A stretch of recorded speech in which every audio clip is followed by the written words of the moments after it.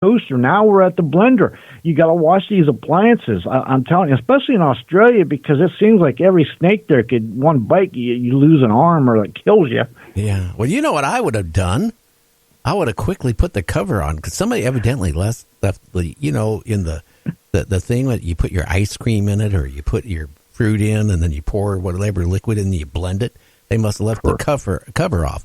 Well, I would have quickly, put the cover on it and then hit the chop. The puree. Yeah. Puree.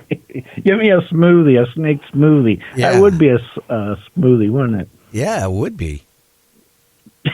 It would be a slimy smoothie there, let me tell you. I don't know. It is really, really strange about these snakes. Now, I got a funny feeling. Well, a 8-foot snake was removed from a Virginia apartment ceiling.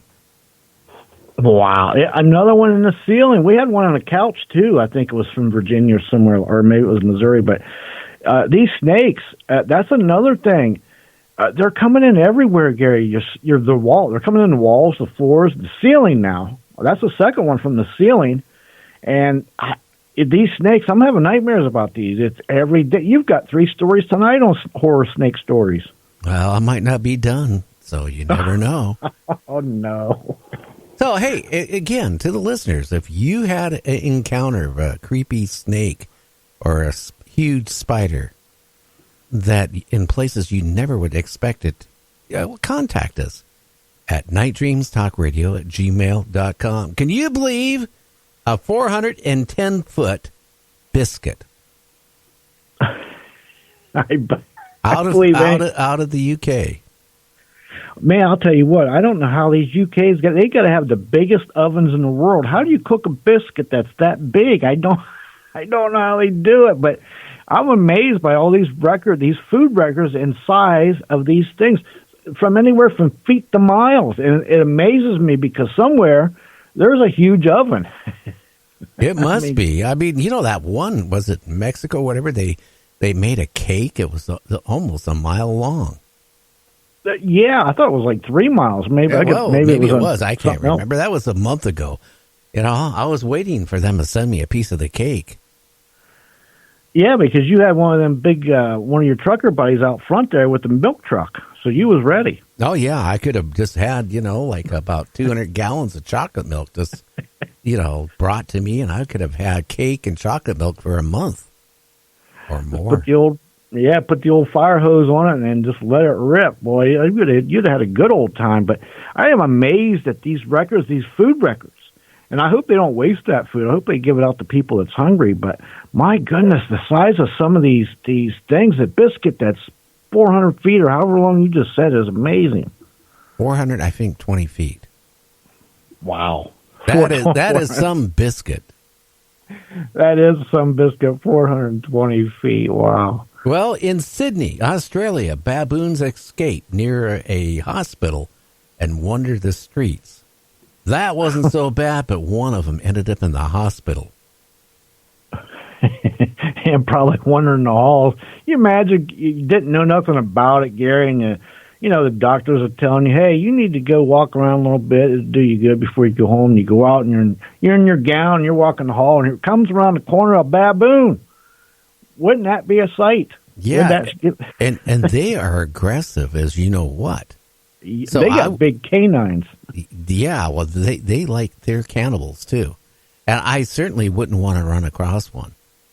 No, because the thing about them and other chimps and stuff, sometimes they go right for the face or the other parts and they'll just tear you up, and it's not good. They're very strong. Well, back a couple of years ago, a woman had a, pet monkey for years and years and years and was very lovable. And then one day, something with that monkey, it literally tore her face off. And it made the news. I mean, she even it disfigured her for the rest of her life. But that's how, unstable they are. Even your pet dogs or cats can do the same thing. People love cats. We got a cat. We had a whole bunch of cats, but, they expired of old age. But you know what I find with a cat?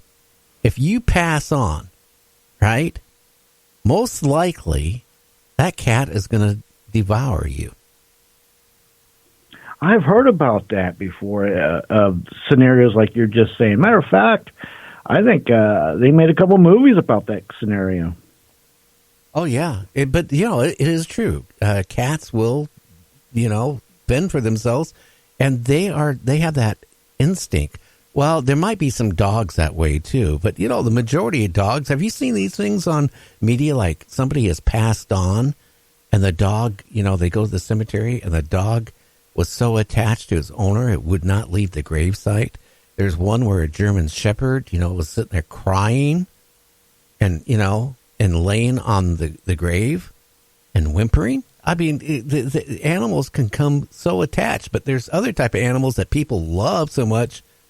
I tell you, I don't know. Yeah, you're absolutely right. And I've seen the stories you're talking about with the animals will sit at the grave. And there was another one, a horse. Its master died, and the horse went to the same spot looking for its master every day and would stay there all day until nightfall waiting on his master. He missed him so much. But again, animals are a lot like people. They have different personalities. You have psychopath people and you have people that are really friendly. I think animals they have their own personalities, and I think they can fall into that same category, even though I would say most animals are of the nicer end of it as far as domestic pets anyway. I don't know. I'm just saying, that I don't know. I love cats, but they're really funny. Like the cat we have, it's basically leave me alone. But when it's hungry, it comes up to you and it wants to be on your lap and it's all cuddly. And as soon as you feed it, it's like, well, I'm done with you. Get away from me. Yeah, cats are very independent and they like to use you. They're not as loving as dogs, that's for sure. Yeah. Anyway, a herd of escaped bison wander through a town in Canada, in Alberta. Wow. I'll tell you what. You ever seen a bison up close and personal? They're huge. I mean, them things at the shoulder, some of them are 6 foot and they're 1,000+ pounds. You're talking about a formidable beast. And if they're in the rutting time of the year, that's something I wouldn't want to be around. I've seen them hit head on so fast that the shock of it just sent chills down my spine. I couldn't imagine being ran by one of them or chased by one. It'd scare me to death. Oh, yeah. Well, me and my walker wouldn't be able to get away, would we?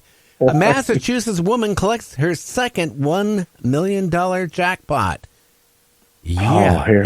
I'm telling you, it seems like all these states, if they're having financial problems, it's because people are winning. And it seems to be in the same type of states, South Carolina, North Carolina, Massachusetts.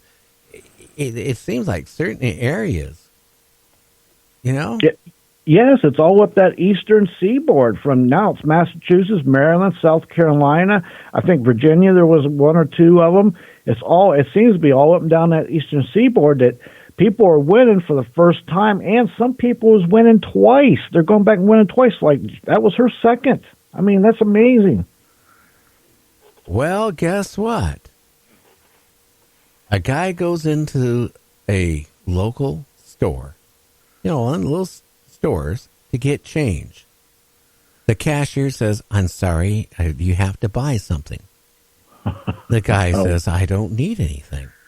Well, I'm sorry, sir, I can't make change unless you buy something. Says, okay, give me a lottery ticket. So he gets a $5 lottery ticket. And he wins $250,000. Wow.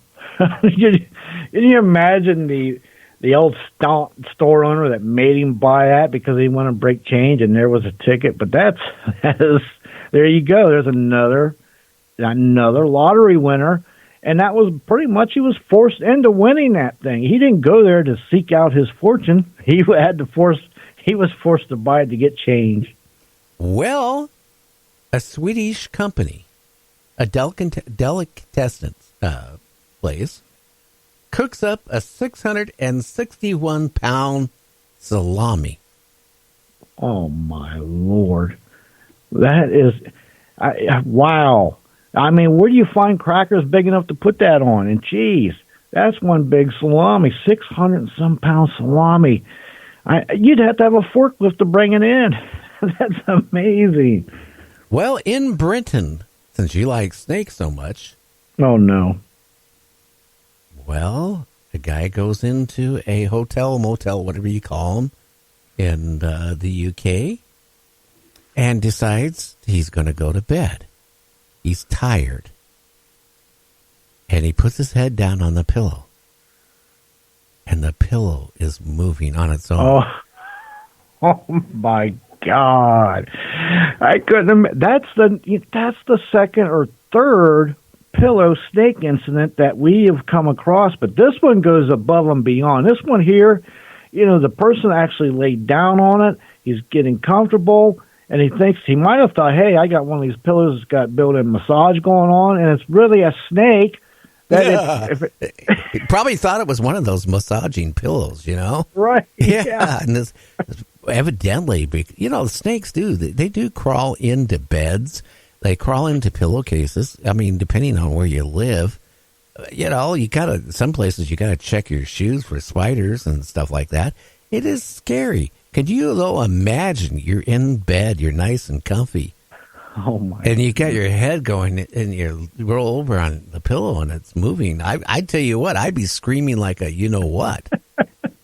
That would be something. That is just amazing. Yeah, you're like, oh, this feels good. Boy, this hotel's really stepped up their game. Yeah, that's a good neck massage. Yeah. Ooh. Well, you're in Australia, and you're a woman. And you have the impulse to buy a lottery ticket. So you buy a national lottery ticket. You haven't bought one in 20 years. And then you feel guilty. You bought this ticket. Till you found out you won $1.7 million. Wow. I'll tell you what, that there's now. See, now, listen. The luck has spread to Australia, too, with these lottery purchases, $1.7 million, and the person probably wasn't even really trying to win or seeking anything out. Truth be known, they probably had to get changed, too. I have no idea. Isn't it interesting? I mean, here we covered a lot of snakes. We covered tongues, people winning money, a huge biscuit. I mean, gee, just think how much honey and jam that would take. Yeah, and don't forget the 600 and some pound salami. That you'd have to. Oh, there you go. We just figured out. We connect the two together. If you have a 420-pound biscuit, right? Now you can take that salami and slice it up and put it in that biscuit, and what do you got? Yeah, you'd have to have a chainsaw to slice up that salami. Jeez. Yeah, well, that's better than a penis, though, isn't it? Yeah, I'm not even going to touch that one. But yeah, and this, maybe that's a new fad too with these hotels that, to cut the cost of these electric massaging pillows. Yeah, put snakes in your pillowcase. Yeah. Before we go to break, and which we have to do here in a minute, do you know there's a big rumor, and I'm telling you, it's fake. I'm not mentioning the name of the fast food chain, but they're claiming like 20 bodies was found in the meat packing place for this company that, that you go in there and you buy your burgers on a regular basis. That is not true. Okay? If you read the end of the article, it tells you it's fake. It was a fake thing. I'm surprised the person who wrote it hasn't got sued yet. But here's the thing. I've gotten so many emails off of that. People saying, hey, look, can you investigate this on your show? Very simple. Read the whole entire article, people, and you'll see it was a prank. But a lot of people don't read the fine print at the end of the article where it says it's a prank. No, you don't have to worry about your burgers or French fries or whatever being contaminated with 20 body parts in a warehouse. It's not true. Yeah, not only that, if that was really true, every major network, and you would see it all over the TV. Oh, you would. Okay, well, we'll be back here with James here at the top of the hour with the news, and then we're going to bring our guest on tonight, David. We're going to be talking about, American Murders.